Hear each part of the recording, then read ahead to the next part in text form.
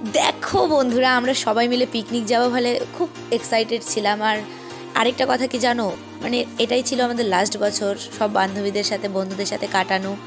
কারণ কে কোথায় যাবে উচ্চ মাধ্যমিক পরীক্ষার পরে কেউ জানবে না। আর আমাদের আরেকটা বিষয় ছিল কি, যে সব স্যাররা ছিল, মানে স্যারদের মধ্যে মিল ছিল, মানে ওরা সবাই ফ্রেন্ড। আর আমরাও সব বন্ধু বান্ধবীরা মিলে চলে গিয়েছিলাম পিকনিক করতে। জায়গাটার নাম হচ্ছে বাগড়াকোট, শিলিগুড়ি পার করে যেতে হয়।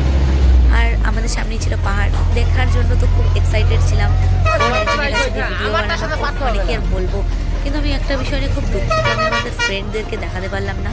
লাস্টে তাদের জন্য হচ্ছে একটা ভিডিও, যারা আমার ফ্রেন্ডদের দেখতে চাও সেটা দেখে নিও। আর দেখো, এই মন্দিরটাও খুব সুন্দর ছিল, সামনের মন্দিরটা।